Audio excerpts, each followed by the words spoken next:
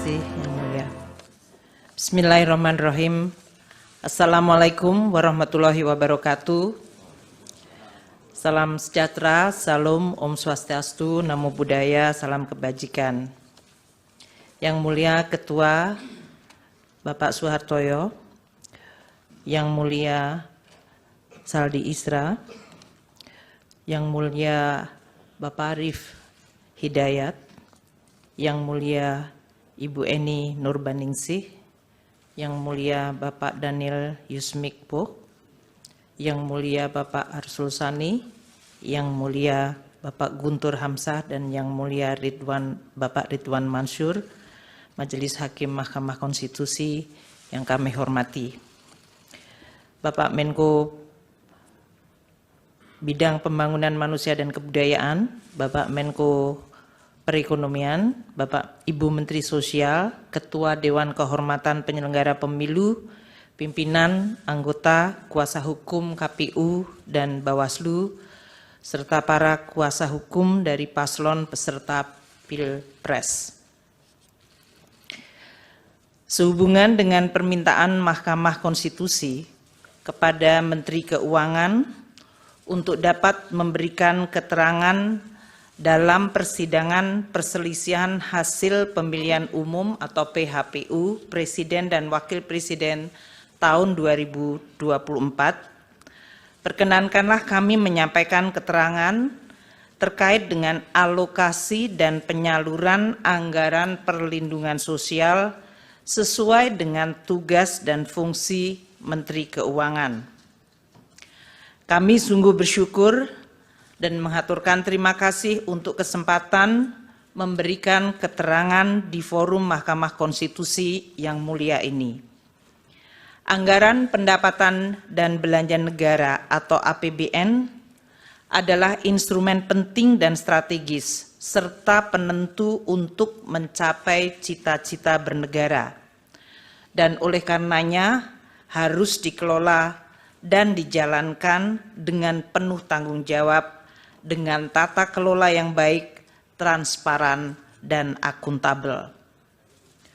Forum di Mahkamah Konstitusi yang mulia ini kami percayai menjadi salah satu cara merawat nalar publik dengan menjelaskan dan mendiskusikan bagaimana APBN menjadi sarana gotong royong anak bangsa, di mana yang mampu berkontribusi lebih besar dan yang tidak mampu perlu dibantu.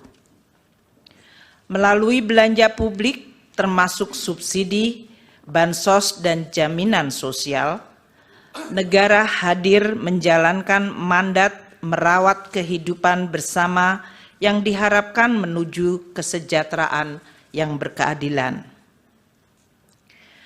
Melampaui aneka perbedaan yang menjadi hitah bangsa, APBN kita harapkan menjadi sarana bagi segenap elemen bangsa untuk berpartisipasi dan berkontribusi. Kiranya melalui proses politik yang selama ini dijaga secara terbuka, transparan, dan akuntabel, APBN harus terus kita jaga sebagai fondasi dan sekaligus modal politik bangsa Indonesia mencapai tujuan bernegara. Telah banyak contoh negara-negara yang mengalami krisis ekonomi, sosial, dan bahkan politik akibat pengelolaan APBN yang buruk. Alhamdulillah, Indonesia mampu menjaga instrumen APBN tetap secara kredibel dan sehat. Ini prestasi yang harus terus dijaga. Berdiskursus di forum yang mulia ini patut disyukuri. Forum yang mendorong diskusi sehat dan refleksi tentang awal mula Indonesia dibentuk, mengundang khususnya para generasi muda, agar terpanggil dan turut menghayati kehidupan publik yang baik, melalui perbaikan tiada henti dan tidak kenal lelah. Seperti pepatah kuno mengatakan, vis unita fortior. Dengan kekuatan yang bersatu, kita akan semakin kuat. Yang Mulia Ketua dan Majelis Hakim Mahkamah Konstitusi, Pancasila dan Undang-Undang Dasar 1945 telah mengamanatkan negara untuk melindungi segenap bangsa Indonesia dan seluruh tumpah darah Indonesia, dan untuk memajukan kesejahteraan umum, mencerdaskan kehidupan bangsa, serta ikut melaksanakan ketertiban dunia yang berdasarkan kemerdekaan, perdamaian abadi, dan keadilan sosial. Kehadiran negara untuk mewujudkan kehidupan yang layak dan bermartabat, serta untuk memenuhi hak atas kebutuhan dasar warga negara demi tercapainya kesejahteraan sosial, salah satunya melalui instrumen anggaran pendapatan dan belanja negara atau APBN. APBN adalah instrumen untuk mencapai dan mewujudkan cita-cita hidup bernegara, yaitu masyarakat adil dan makmur. Presiden adalah pemegang kekuasaan pemerintahan yang mengelola keuangan negara sebagai bagian dari kekuasaan pemerintahan berdasarkan pasal 4 ayat 1 Undang-Undang Dasar 1945 dan pasal 6 ayat 1 Undang-Undang Keuangan Negara. Dalam menjalankan kewenangan tersebut, Presiden mengajukan rancangan anggaran pendapatan dan belanja negara atau RAPBN kepada Dewan Perwakilan Rakyat atau DPR untuk dibahas bersama dan untuk mendapat persetujuan DPR menjadi Undang-Undang APBN. APBN merupakan wujud pengelolaan keuangan negara yang ditetapkan setiap tahun dengan undang-undang dan dilaksanakan secara terbuka dan bertanggung jawab untuk sebesar-besarnya kemakmuran rakyat. APBN terdiri atas anggaran pendapatan, anggaran belanja, dan pembiayaan. Adapun rincian atas APBN ditetapkan melalui peraturan Presiden yang digunakan sebagai pedoman di dalam pelaksanaan APBN. APBN menjalankan fungsi alokasi, yaitu menciptakan perekonomian yang efisien dengan melakukan koreksi atas kegagalan mekanisme pasar atau market failure, dan menyediakan barang publik seperti infrastruktur keamanan termasuk peradilan. APBN juga menjalankan fungsi distribusi untuk menciptakan pemerataan pendapatan antar kelompok rumah tangga dan antar daerah. Selain itu, APBN juga menjalankan fungsi stabilisasi untuk menjaga perekonomian dari guncangan akibat ketidakpastian ekonomi global, pengelolaan inflasi, stabilitas harga, dan sebagai shock absorber melindungi daya beli masyarakat, terutama yang berpendapatan rendah. Anggaran belanja dirinci menurut organisasi, fungsi, jenis, dan program belanja.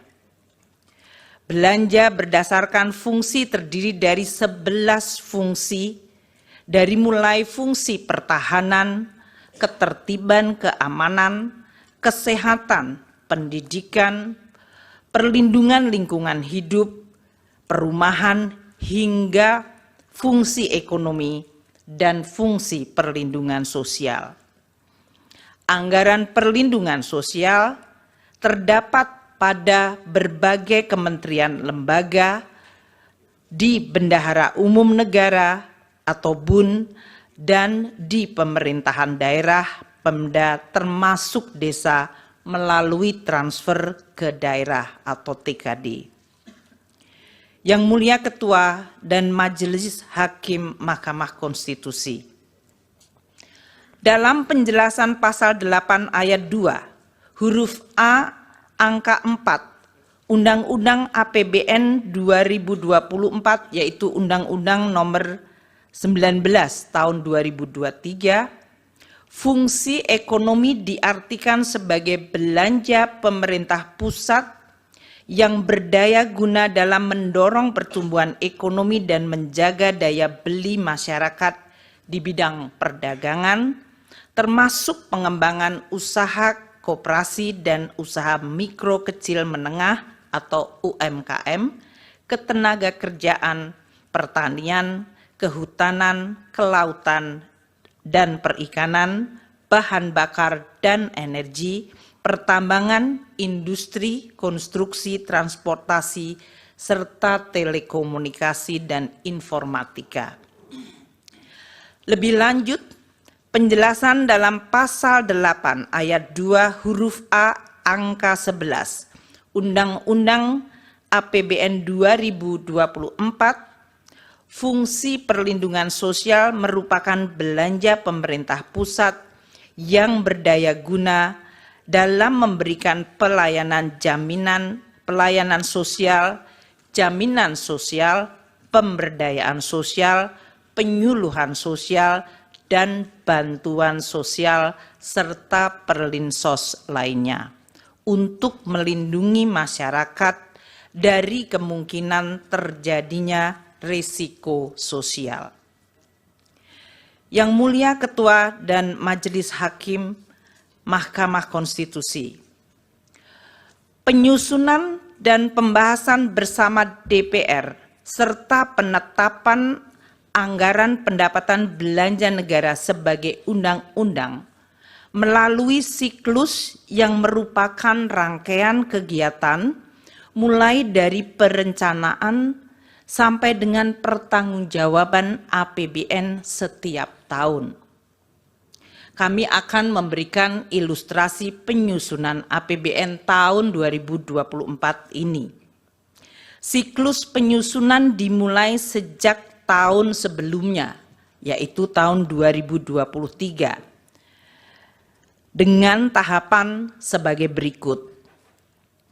Tahap perencanaan dan penganggaran RAPBN 2024 dijadwalkan pada periode Januari hingga Juli 2023, mencakup penyiapan konsep kerangka ekonomi makro, pokok-pokok kebijakan fiskal atau KEM PPKF, dan rencana kerja pemerintah RKP, dan perencanaan kegiatan serta pagu anggaran oleh kementerian dan lembaga. DPR yang terdiri dari seluruh fraksi partai politik membahas KEM PPKF dan RKP 2024 pada bulan Mei 2023. Presiden menyampaikan nota keuangan dan RUU APBN 2024 kepada DPR pada sidang paripurna tanggal 16 Agustus 2023. Tahap pembahasan RAPBN untuk 2024 terjadi pada periode Agustus hingga Oktober 2023, di mana RUU APBN 2024 telah dapat diselesaikan dibahas antara pemerintah dan DPR dan mendapat persetujuan pada rapat paripurna DPR pada tanggal 21 September 2023. Tahap penetapan Undang-Undang APBN yang dijadwalkan paling lambat akhir Oktober terjadi di mana Undang-Undang APBN 2024 yaitu Undang-Undang 19 tahun 2023 ditetapkan pada tanggal 16 Oktober 2023. Selanjutnya, Peraturan Presiden Rincian APBN yang dijadwalkan November-Desember telah selesai ditetapkan pada tanggal 28 November. Tahap pelaksanaan APBN pada tahun berjalan yang diawali dengan disahkan dokumen pelaksanaan anggaran dan dilanjutkan dengan pencatatan serta pelaporan per semester. Tahap pemeriksaan dan pertanggungjawaban Undang-Undang APBN 2024 dijadwalkan pada tahun 2025 atau T+1, di mana BPK akan melakukan pemeriksaan terhadap LKPP yang disusun pemerintah untuk selanjutnya dibahas dan disetujui DPR menjadi Undang-Undang Pertanggungjawaban Pelaksanaan APBN.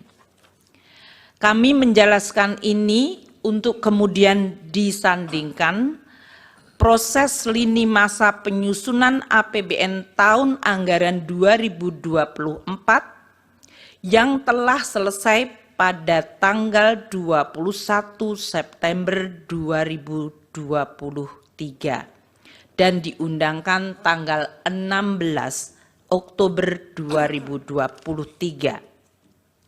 Apabila lini masa penyusunan APBN 2024 disandingkan dengan proses tahapan pemilihan Presiden dan Wakil Presiden tahun 2024 yang dilakukan oleh KPU, waktu penetapan Undang-Undang APBN 2024 telah selesai bahkan sebelum waktu penetapan pasangan calon presiden dan wakil presiden pada tanggal 13 November 2023, atau bahkan penetapan Undang-Undang APBN 4. Yang Mulia Ketua dan Majelis Hakim Mahkamah Konstitusi, APBN adalah instrumen penting untuk menjaga masyarakat, negara, dan perekonomian agar mampu menghadapi berbagai dinamika perekonomian global, nasional, dan juga menjawab tantangan zaman untuk mendukung berbagai agenda pembangunan secara optimal. APBN harus didesain secara antisipatif, responsif, dan mampu adaptif di dalam menghadapi berbagai kondisi dan guncangan. Pemerintah dan DPR sepakat untuk menggunakan APBN sebagai instrumen kebijakan kontra-siklus atau counter-cyclical yang sangat penting.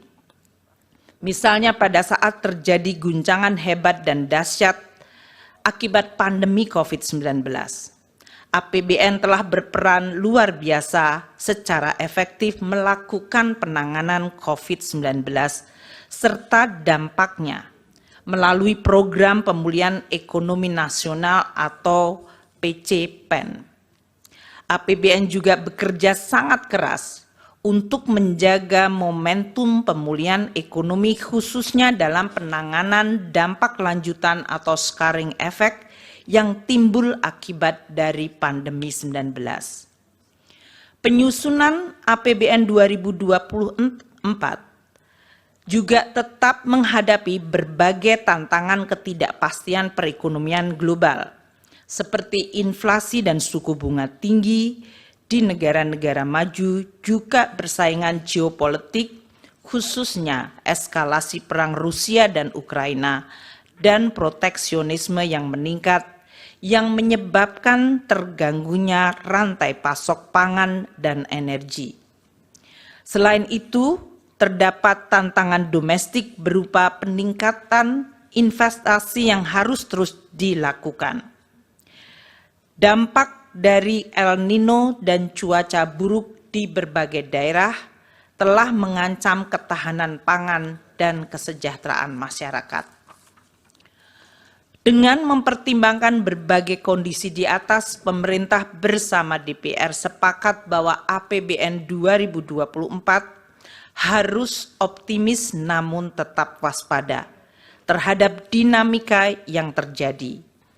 Tema kebijakan fiskal tahun 2024 diarahkan untuk mempercepat transformasi ekonomi yang inklusif dan berkelanjutan. Yang Mulia Ketua dan Majelis Hakim Mahkamah Konstitusi, izinkan kami sekarang membahas khusus mengenai Perlinsos. Dengan tema APBN 2024, kebijakan APBN 2024 dalam jangka pendek difokuskan untuk melakukan pengendalian inflasi dalam bentuk stabilitas harga, penghapusan kemiskinan ekstrim, penurunan prevalensi stunting, dan peningkatan investasi. Untuk melaksanakan tema dan arah kebijakan fiskal tersebut, APBN 2024 dirancang sebagai shock absorber untuk melindungi daya beli rakyat dan menjaga stabilitas ekonomi antara lain melalui program perlindungan sosial. Postur APBN 2024 dengan total belanja mencapai 3.325,1 triliun. Di dalamnya terdapat belanja untuk perlindungan sosial sebesar 496,8 triliun rupiah yang berfungsi untuk stabilisasi dan mendukung penghapusan kemiskinan termasuk kemiskinan ekstrim dan stunting. Yang Mulia Ketua dan Majelis Hakim Mahkamah Konstitusi, alokasi anggaran Perlinsos yang sebesar 496,8 triliun dapat dilihat di dalam gambar ini dilaksanakan oleh berbagai kementerian lembaga dan berasal dari badan anggaran atau bagian anggaran KL maupun bagian anggaran bendahara umum negara serta transfer. 75,6 triliun rupiah anggaran Kemensos disalurkan melalui program bantuan sosial atau bansos, yaitu program Keluarga Harapan PKH, Kartu Sembako, dan program bansos lainnya. 80,5 triliun untuk perlindungan sosial dikelola oleh beberapa kementerian lembaga seperti Kemendikbud dan Kemenak melalui program PIP, KIP, dan beasiswa afirmasi. Kementerian Kesehatan melalui program Kartu Indonesia Sehat, Kementerian Tenaga Kerja untuk iuran jaminan kehilangan pekerjaan, dan BNPB untuk dana siap pakai bencana. Sementara 340,7 triliun bagian terbesar adalah Perlinsos dalam bentuk subsidi energi, yaitu BBM, LPG, dan listrik, subsidi non-energi seperti pupuk, PSO, kredit usaha rakyat, bunga kredit perumahan, dan antisipasi penanggulangan bencana.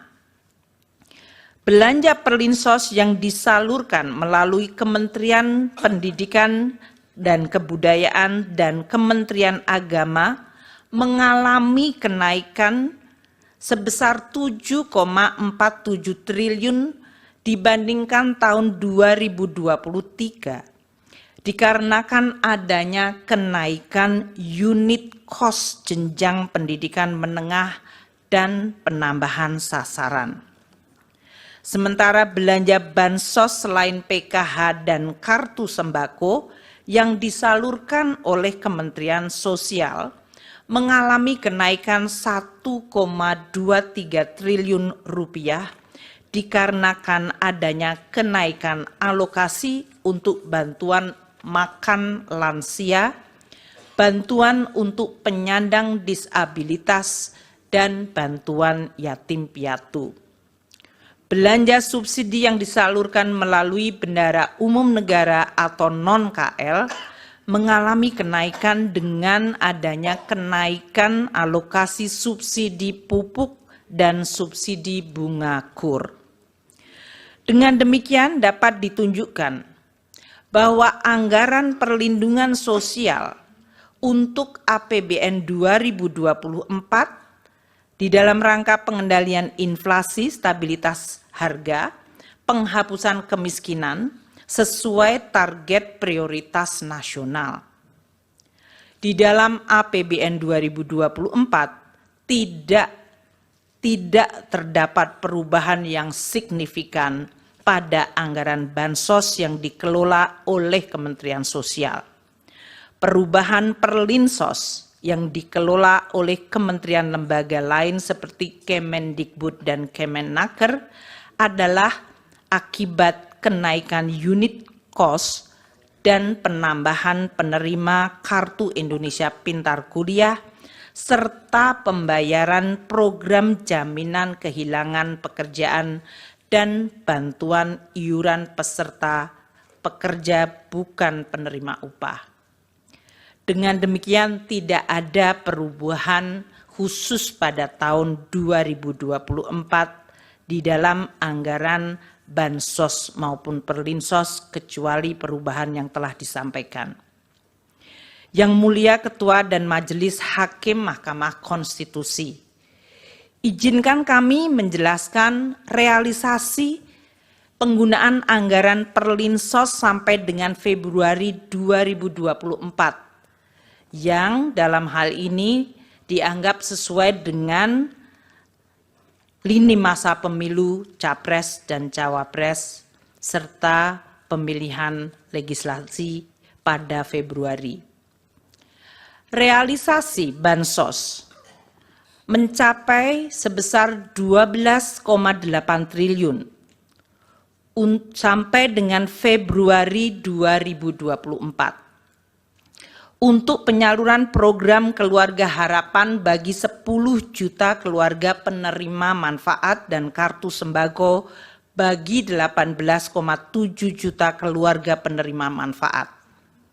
Realisasi subsidi dan belanja lainnya mencapai 15,3 triliun rupiah dan realisasi perlinsos lainnya 9,8 triliun. Apabila dilihat pada chart tersebut, realisasi anggaran perlinsos dan bansos dari Kemensos 6 tahun terakhir, yaitu dari 2019 hingga 2024, periode yang sama Januari hingga Februari, tidak terdapat perbedaan pola realisasi belanja perlinsos, kecuali pada tahun 2023, yaitu tahun lalu, di mana perbedaan signifikan adalah pada realisasi bansos Kemensos yang cukup rendah pada 2 bulan pertama dikarenakan adanya penataan kembali kerjasama antara Kemensos dengan perbankan. Ini yang menjelaskan pada saat kami menjelaskan kenaikan 2 bulan pada bansos Kemensos mencapai cukup tinggi adalah akibat baseline 2023 dari bansos Kemensos pada bulan Januari Februari yang memang waktu itu rendah akibat masih adanya proses penataan kembali kerjasama antara Kemensos dengan perbankan. Berdasarkan uraian ini, dapat kami sampaikan bahwa pola pembayaran perlindungan sosial dan bantuan sosial tahun 2024 tidak mengalami perbedaan dengan pembayaran tahun-tahun sebelumnya. Anggaran perlinsos telah dianggarkan di dalam APBN tahun 2024 sesuai pembahasan dan persetujuan DPR, dan pola realisasinya tidak terdapat perbedaan dibandingkan periode 6 tahun sebelumnya. Yang Mulia Ketua dan Majelis Hakim Mahkamah Konstitusi, dapat kami tambahkan bahwa anggaran perlinsos yang ditunjukkan Presiden dalam RAPBN, yang diajukan Presiden di dalam RAPBN 2024 adalah sebesar 493,5 triliun rupiah. Sedangkan alokasi perlinsos yang ditetapkan dalam Undang-Undang APBN 2024 yang telah disetujui DPR adalah sebesar 496,8 triliun rupiah. Adanya peningkatan dari usulan pemerintah akibat adanya kenaikan anggaran subsidi, akibat perubahan parameter asumsi, kenaikan harga pokok penjualan pupuk, dan kenaikan plafon kredit usaha rakyat. Yang Mulia Ketua dan Majelis Hakim Mahkamah Konstitusi, beralih kepada bantuan pangan. Dalam rangka mendukung pelaksanaan tugas pemerintah di bidang pangan, pemerintah membentuk Badan Pangan Nasional Bappenas melalui Perpres 66 tahun 2021 untuk memenuhi tata kelola pangan secara terarah dan efektif, menciptakan kedaulatan pangan dan ketahanan pangan, serta kemandirian pangan secara nasional. Ini mengacu Undang-Undang 18 tahun 2012. Di dalam pelaksanaan fungsinya, Bappenas menangani kerawanan pangan diantaranya melalui pengadaan, pengelolaan, dan penyaluran bantuan pangan untuk masyarakat berpenghasilan rendah dan terdampak bencana.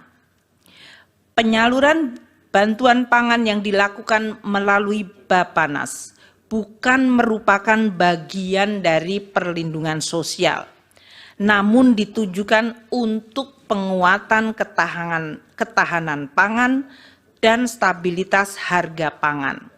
Di dalam APBN ini masuk fungsi ekonomi, bukan fungsi perlinsos. Pada tahun 2023, Bappenas mempunyai anggaran 10,2 triliun rupiah dan sudah memberi bantuan pangan kepada 21,53 juta keluarga penerima manfaat. Pemberian dilakukan oleh Perum Bulog selama periode September-November 2023 berupa pemberian 10 kg beras. Dalam proses pencairan alokasi bantuan pangan yang dimohonkan oleh Bappenas, diperlukan review oleh BPKP untuk menjamin akuntabilitas dari permohonan yang diajukan.